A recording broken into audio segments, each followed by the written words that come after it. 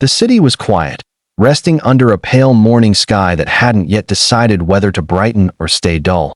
But inside Preston Matthews' penthouse, something felt wrong. Terribly wrong. Preston was used to the silence of his world, the kind of silence money buys, thick enough that even the distant hum of early traffic never touched it. But as he stepped out of his bedroom and rubbed the sleep from his eyes, he heard it, the steady, anxious sound of water running. It wasn't loud. It wasn't chaotic. But at 3 in the morning, in a home where every movement was scheduled and every worker had long gone home, that sound felt like a crack tearing through his perfectly controlled life. Preston followed it, his chest tightening with a strange unease he couldn't explain, until he reached the kitchen doorway and froze. If you believe in kindness, second chances, and stories that remind us humanity still matters, make sure to like, comment, share, and subscribe to Bright Hearts. Inside the kitchen, under the faint glow of the under-cabinet lights, stood a girl, thin, trembling, and clearly exhausted. Her dark hair was tied in a messy bun, her shoulders shaking as she scrubbed a dish with the desperation of someone trying to outrun fear. At first, Preston thought she might have been a runaway or someone who snuck into the building. But then she turned slightly, allowing the soft light to touch her face, and recognition struck him. She was Nora Velez, the daughter of his housekeeper Rosa, a young girl who had always smiled politely whenever their paths crossed. Nora wasn't supposed to be there.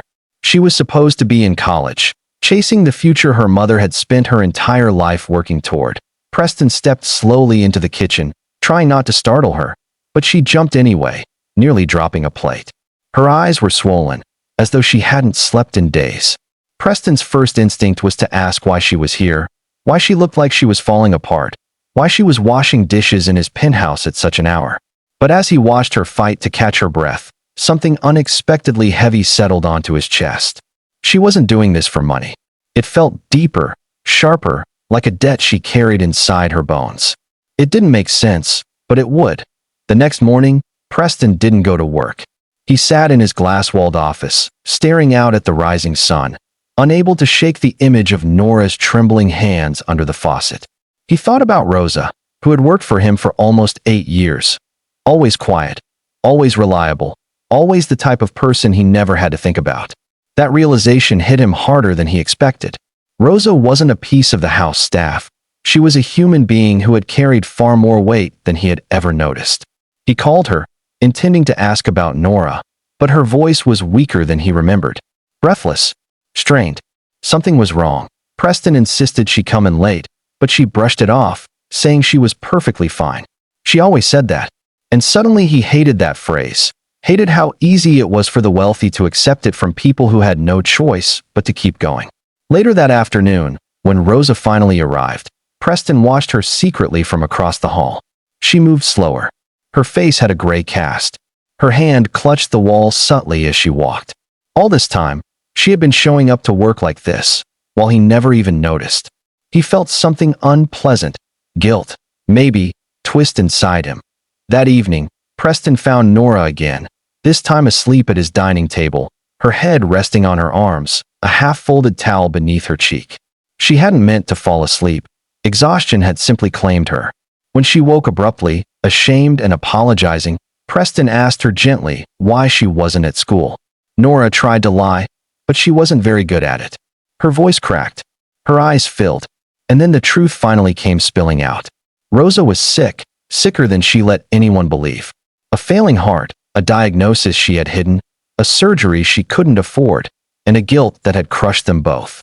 Preston felt the air leave his lungs as Nora explained how she gave up her scholarship, took a late-night dishwashing job, cleaned offices after class, and eventually dropped out entirely to work full-time.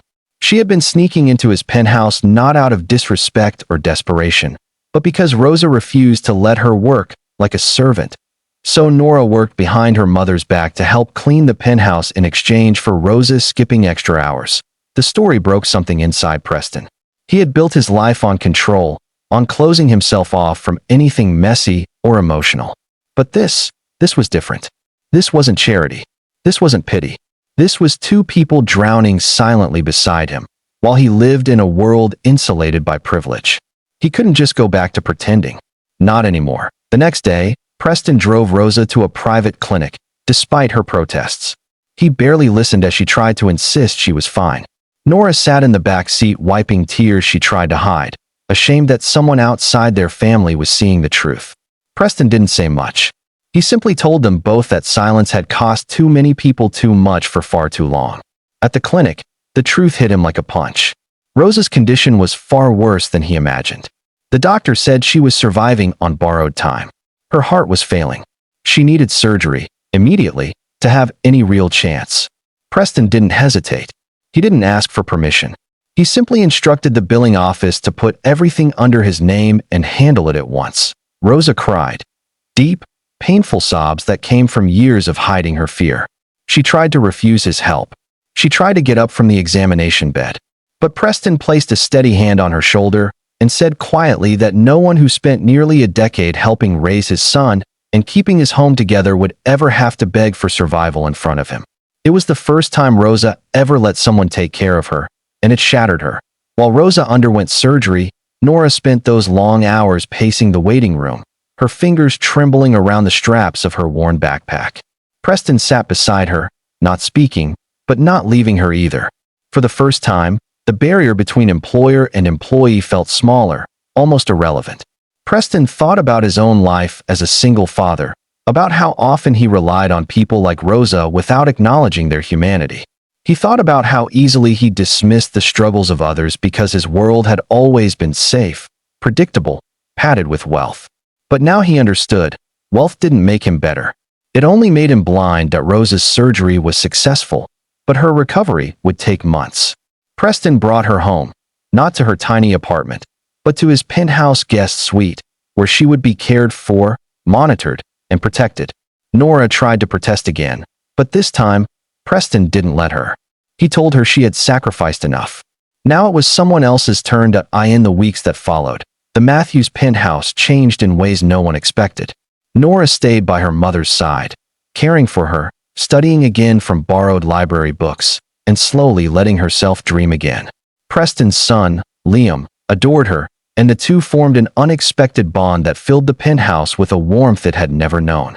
Preston began coming home earlier, not to a cold, silent space, but to soft laughter, gentle music, and a sense of family he hadn't felt in years. One morning, weeks after the surgery, Preston placed an envelope on the dining table in front of Nora.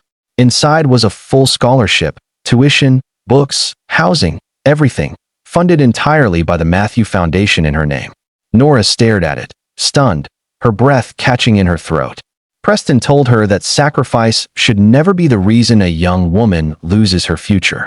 She broke down, sobbing into her hands, overwhelmed by a kindness she never expected from someone who once lived like the world revolved around him. But Preston knew the truth. Nora had given him something too, a second chance to be more human, more aware, more grateful. If this story touched your heart, make sure to like, comment, and share it with others who believe in compassion and second chances.